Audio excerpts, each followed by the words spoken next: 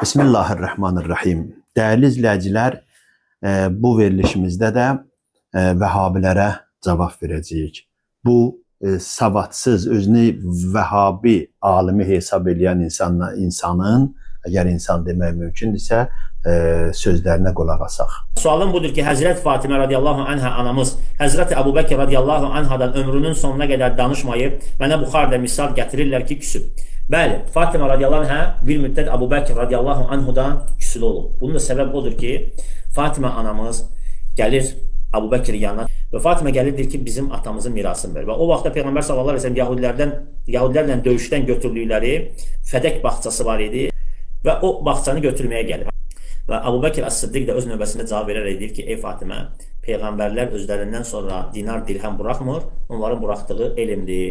Bu hədisi deyir və deyir ki, Peyğəmbərin mirası onun əhlinə çatmır və dağıdırmalıdır kasıblara. Və belə də olur və Fatimə küsür. İndi biz məsələni qaydırıq ki, Əbu Bəkir burada haqlı idi, yoxla haqlı deyil. Fatimə radiyallahu anhənin sözünə uymaq, tabi olmaq, itaət etmək üstündür, yoxsa Peyğəmbərin? Allah Teala buyurur ki, əgər Allah'a və axirət gününə inanırsınızsa Peyğəmbərə tabi olun. Peyğəmbər deyir ki, Peyğəmbərlərin mirası yoxdur. Onların mirası elmdir.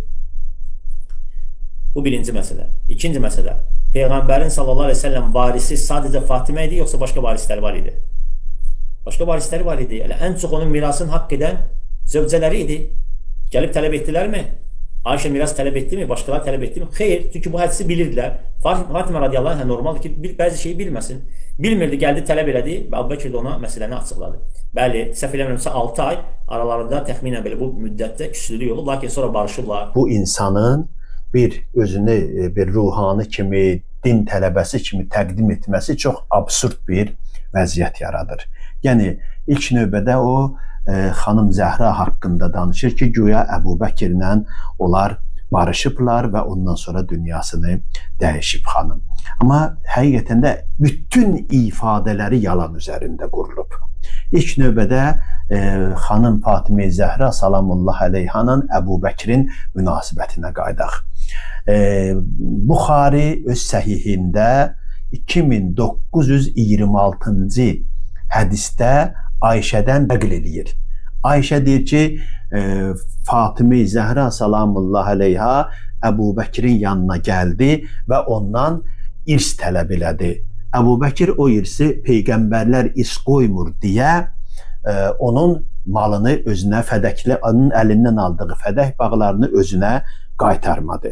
Və bundan sonra deyir, Fatimə ondan qəzəbləndi və bir daha onu ilə danışmadı, ta ki dünyasını dəyişdi. Bunu Buxari yazır. Bu hədisdən görünür ki, Fatimə qəzəblənib Əbu Bəkirə və onu danışdırmayıb ta ölənə qədər. Ona görə də ki, o ki yalandan deyir ki, Fatimə ilə Əbu Bəkir barışdılar, sonra bir-birinə hörmətləri vardı, bir-birini çox istəyirdilər, gözünün içinə qədər bunu yalan deyir. İkinci deyir ki, Fatimə deyir 6 ay sonra deyir barışdı Əbu Bəkirlə. Yenə də yalan deyir. Çünki xanım Fatimə Zəhra salamullah əleyha Peyğəmbər əleyhissalamdan sonra, yəni Əbu Bəkir xilafətə keçəndən 75 və ya 90 gün sonra dünyasını dəyişir. Yəni 6 ay yaşamır. Üçüncü məsələ ki, o qeyd edir, həqiqətən buradan görünür ki, bu adamın nə Qurandan xəbəri var, nə sünnədən xəbəri var. İrs məsələsinə gələndə qeyd edir ki, bəs Həzrəti Fatimədən Peyğəmbərə daha yaxın, Peyğəmbərdən daha çox irs aparmalı insanlar vardı, o da onların zövcələridir. Amma Quran-ı Kərim buyurur ki, irs məsələsində buyurur ki, evladı olan qadınlar kişinin irsinin 8də birini aparırlar, evladı olmayanlar isə 4də birini aparırlar. Yəni, övlad burada açıq-aşkar görünür ki, kimdir? Birinci irs aparan təbəqədir. Aydındır? Yəni, kişi və qadının nə irsi varsa, onun övladları arasında bölünür. 4də biri və ya 8də biri xanıma verildikdən sonra qalanı evladların üzərinədir. Yəni, xanım ikinci nəsəbi qohum sayıldığı üçün səbəbi qohumlar ondan öndədirlər. Yəni, irs məsələsindən də bu bədbaxtın heç bir anlayışı yoxdur. Və digər məsələ budur ki, hədis gətirir ki, peyğəmbərlər irs qoymur. Güya deyir ki, Həzrəti Fatimə bu hədisi bilmirdi. İlk növbədə və yaxud da səhv eləyirdi. Birinci səhv məsələsinə. Quran Həzrəti Fatimə haqqında ismət zəmanəti verib. Onun Əhzab surəsi 33-cü ayədə xanım Zəhranın məsum olduğunu təkid eləyir. Bu hədisi hamınız bilirsiniz. Bu deyir ki, səhv eləyib. Məsum səhv eləməz. Bəs ismət bəhsindən də bunun anlayışı yoxdur. İkincisi, irs məsələsidir. Deyir ki, peyğəmbərlər irs qoymur. Yəni, bu hədis Əbu Bəkirdən başqa bu hədisi nəql edən ikinci bir adam yoxdur. Bu da uydurma bir hədisdir. Əgər bu Vəhabi belə deyək ki, töküntüsünün azca da olsa savadı olsaydı, Qur'ana müraciət eləyərdi ki, görsün Qur'anda peyğəmbərlər necə irs aparıblar. Varəsə Süleymana Davuda, Qur'an buyurur ki, Süleyman Davuddan irs apardı. Əgər peyğəmbərlər irs qoymurdusa, Süleyman Davuddan necə irs aparırdı? Deməli, bu uydurma hədisdir.